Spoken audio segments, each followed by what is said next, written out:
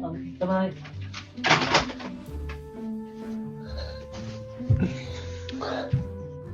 Sorry, hotel is checking about my checkout issue. What's your checkout issue? They're not letting you go.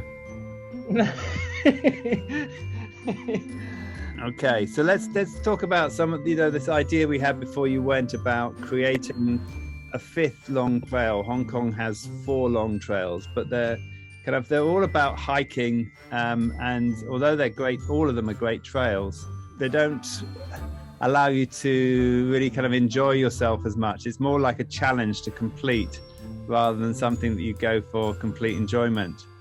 So let's talk about the ideas.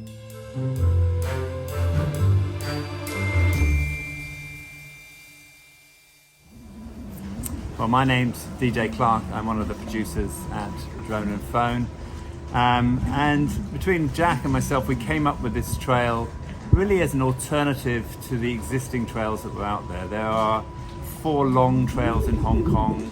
And during the epidemic, pretty well everyone has been out on the trails, and most people are starting to get bored of the ones that exist. To me, this is for everybody if you are able to hike with a backpack. There are multiple ways to do it. You can do it like us, you finish in one go, 10 days, got some of your friends to supply you on the way. Or you can just do it section by section. If you really feel like any of the section is too long for you, just do it in 2 days. So everybody can do it, in my opinion.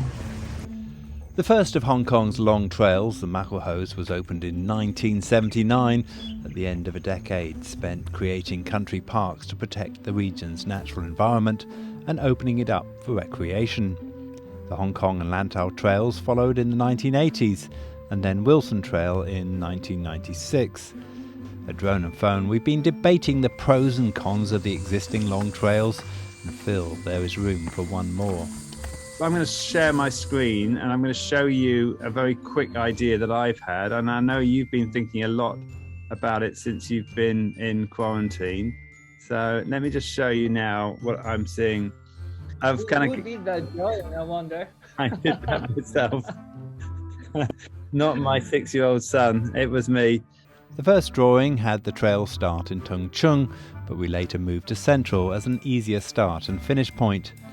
It was ambitious, reaching all corners of the region, but after Jack got out of quarantine and we were able to sit with maps, it became clear we needed to cut things down.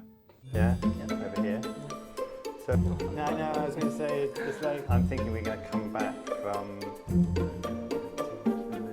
So across in front of the kindergarten and then up to the windmill. Yeah. And then across this ridge here. Yeah. Down to soccer one for lunch. Yeah. I want to see the schedule. Did we talk about that? Or we want to go early in the... Yeah, or, I mean, basically we want to try and be at the top of Lantau Peak for dawn. Once the map was settled, we turned our focus to the logistics. It's already late February and the start of the heavy rains is due in about 4 weeks. We've built up a good amount of equipment for the day adventures we do on Drone and Phone, but we're still missing 2 vital bits of kit. It was time to call our friends at Kailas to see what they could recommend. This is DJ, my colleague, Miao. And Miao, this is our contact in Kailas, who actually submits everything. She's a true expert and will give us advice through some of the journey. So Miao, we have a big plan here and the DJ will give you a briefing. So Miao, lovely to meet you. Yeah, nice to meet you too. We're not going to do anything as adventurous as you've done going up Everest, but we do have a 10-day trek and we have a few things that we're concerned about. We're looking at tents. We are trying to find the lightest possible tents possible, and we're going to go for 1 tent each because Jack snores and keeps me awake at night. So yeah, as I know that Jack already has the Jack and Fry tent, right? 2 person. Yeah. There's not much difference in weight, is there, Miao, between the 2 person and the 1 person? I don't think so. because the time I checked, dragonfly it was tent like is very light. 200 grams Yeah. difference. So for that, I would play safe because we have equipment, camera and drone Mhm. and all that. Yeah. So the dragonfly tent will be good enough for the rain and the wind as well. I don't think the wind is like that big in Himalaya mountains if you check in Hong Kong. Let's talk about backpacks now, because this is a really important thing for both me and Jack. We both have injuries, and we are going to have to carry a lot of gear. And we'd like to get your recommendation on backpacks and why, what is the difference? I think we figured that we're going to need about 60 liters to accommodate all the, maybe between 55 and 65, something like that. And we're kind of wondering what you would recommend and what the difference is between them. We have like 3 and 4 models will meet your requirements, but since you guys carry a lot together with the camera stuff, so I recommend the Star Trek checking backpack. Star Trek. The Star because Trek. because the weight is just 2 kg. So how would that differ from the Summit trekking backpack? The Summit is a little like heavier and also is bigger.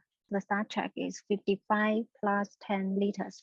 Yeah. And the Summit backpack is 65 plus 10 liters. What about the If you carrying need that system? big, yeah. Are they under the same carrying system? Carrying system? Yeah, Yeah. similar, yeah. So 55 plus 10 liters would be like good enough. A few days later, we meet on Jack's rooftop to go through the kit and try to minimise our loads. So I just want to say, just have a look at this. This is what Jack expects me to bring. I'm bringing pretty much all of the filming equipment. I have a much heavier tent than him. Plus the drone. All of this weight. And look at his side here. He's just got a few little things. He's cheating me. He's making me carry all the weight. It's just unfair. With the kit sorted, it was time to turn our attention to food. There were plenty of places along our route to stock up on food, but also some days when we would be relying on what we had in the bag. With our loads already above what we had planned, keeping our food bulk to a minimum was imperative.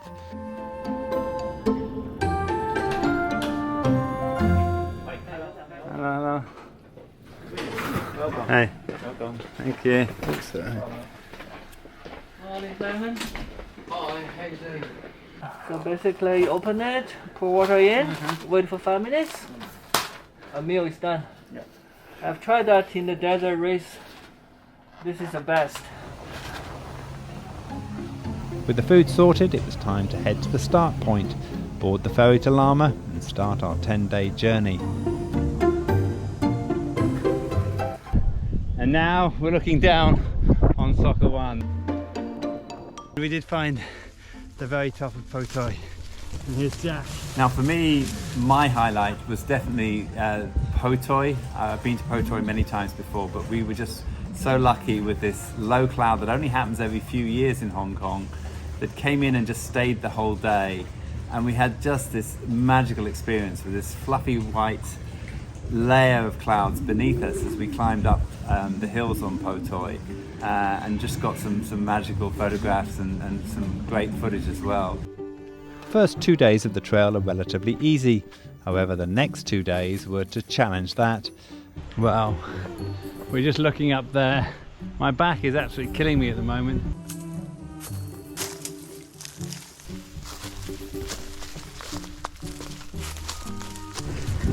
The toughest part is the elevation. So when you carry the gear for 10 days, and it's a very, very heavy backpack, and you keep hiking up and down in the mountain, this is really, really hard. We designed the trail to allow for camping every night, but there were also some days where it's possible to get a hotel, hostel or Airbnb for the night. In Sai Kung, we splashed out on an upmarket hotel to help us recover from the previous days.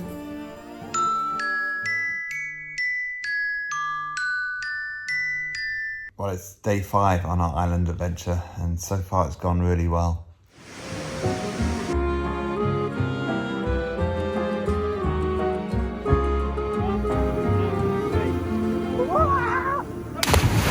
So it's about 10 o'clock tonight. We've had a really good day today, I've got to say. I mean, we've been so lucky with pretty well every day so far, but I think today was very special because it wasn't too tough. Only about 9 kilometers and not too much climbing to do. But we take each day as it comes and see how it goes. As I said, great day today. Looking forward to tomorrow.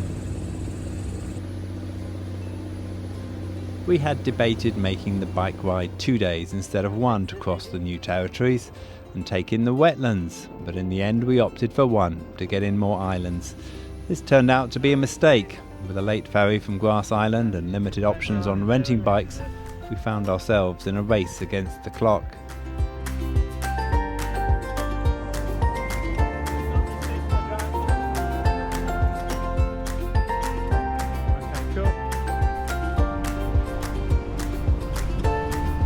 Well, it's 10 to 5 now, and we've been really pushing it, but we've made some bad decisions, wrong turns, and now it's looking unlikely that we're going to get to Tuen Mun before dark. These bikes have got to be in by 7 o'clock, and we've still got a long way to go. We're probably not halfway yet on this bike trail. We did make it, just, but it took a toll on our legs. Fortunately, the next day there was time for a lie-in before we jumped the ferry to Tai O and set off on the Lantau stretch.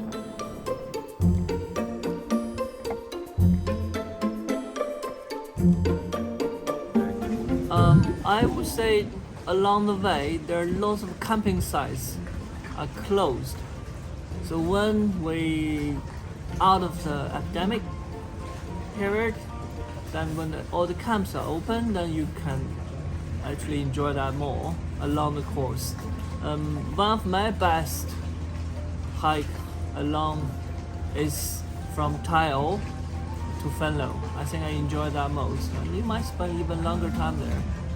What we try to do along these trails is go off the main routes and go to places that we hadn't done. So we would start on the existing trail like we did from Phan Lao, for example, but we'd spend time to go around the fort in Phan Lao, and then we'd spend time to go and visit some of the other little peninsulas around there, rather than just following the Lantau trail and continuing up as we've done previously. We also managed to do my favourite ridge, which is the ridge in Lantau that takes you normally from Tai O over to Nong Ping, but we did it from the Catchwater over to Nong Ping. Just a stunning ridge, and we were so lucky. The weather was hot, but it was just beautiful. I've not seen a blue sky like that very often in Hong Kong. Well, as the night has come in, unfortunately, so has the cloud, and we're now sitting in a really thick fog on the top of Lantau Peak. It's been pretty well all like this since we've been on Lantau. When we put the drone up, we've seen Lantau Peak's always been in, but when we got up for sunset, it was absolutely beautiful. It's not possible to legally camp on top of Lantau Peak, so you have 2 options. Either to stay in the hostel or campsite at Nong Ping and hike up before dawn, or as we did, arrive late and wait in the shelter at the top for daybreak. I think the most disappointing thing for us was being at the top of Lantau Peak, staying up all night for the sunrise, and then waking up to this just foggy mist. I have been up Lantau Peak a few times before at sunrise, and only once have I managed to catch sunrise at its very best, and when it happens it's just completely magical. We missed it this time, but we'd still recommend that if you're camping down in Nong Ping, that you would go up there and make sure you don't miss that magical moment. After the climb up Lantau Peak, the hard work is done for this trail. Day 9 for us was a slow walk down to Mui Wo, then trips out to Pung Chau and Chung Chau using the inter-island ferry, before heading for the finish line in Central. Up until this point we've been lucky with our equipment, but on the last morning Jack's drone battery suddenly drained. 10%? 10% battery? Yeah. Okay. Fortunately, Jack's professional drone training kicked in and he immediately found a safe place to land. Unfortunately, it was in the opposite direction to our plan, so we took off on a rescue mission.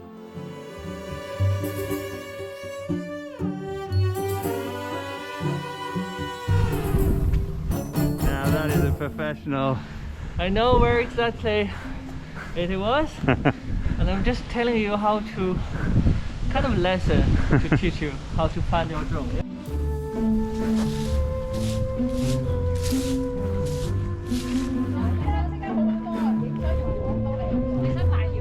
Because we have been doing so many drone phone episodes all over Hong Kong, I was not expecting something that new, that fresh. But after 10 days of the whole tour of islands, I think I opened my horizon again. I have seen so many places I've never been to, and even in different angle, and also traveling with a heavy backpack, going through some of the places nobody around.